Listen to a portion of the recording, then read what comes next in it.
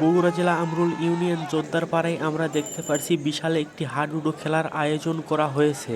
পুরস্কার হিসেবে দেখতে পারছি কিন্তু আমরা বিশাল দুটি ষাঁড় গরু।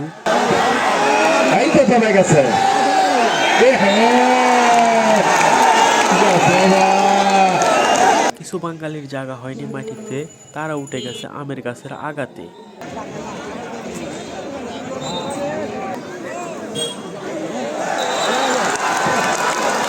আরেকটি উইকেটের পতন হয়ে গেল সেমি কাসেম তিন।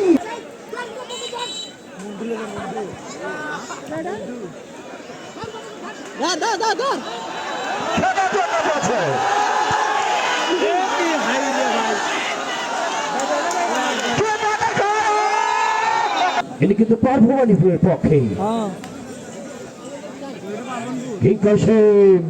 আচ্ছা তো চলে গেছে ওরা বলা। আচ্ছা আচ্ছা ভালো করছো। আচ্ছা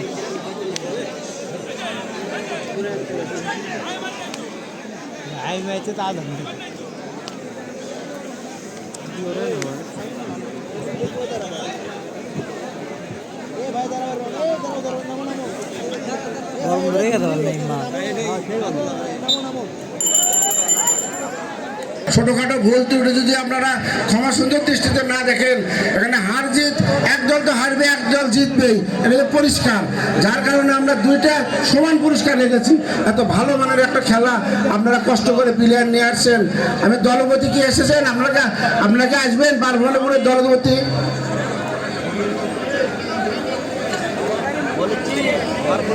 হ্যাঁ, সিদ্ধান্ত তো অবশ্যই ফাইনাল খেলা, এখানে তো আসলে কিছু করার নাই।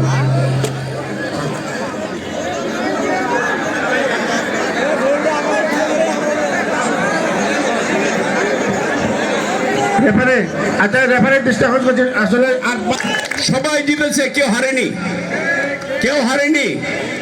আমি যা শুনলাম অটলটা বলছিল যে তার পুরস্কারও নাকি সমান সমান, পুরস্কারও সমান সমান, খেলার মানও সমান সমান। তাহলে জিতলো কে? কেউ জেতেনি, কেউ হারেনি, উভয় দুইজনই জিতেছে, দুইজনই হেরেছে। আমার বিশ্বাস আপনারা আয়োজক কমিটি, প্রবাদী সংঘ এবং রেফারি যিনি আছেন তাদের সিদ্ধান্ত মোতাবেক দয়া করে আপনারা মেনে নেবেন, এটা আপনাদের কাছে আহ্বান।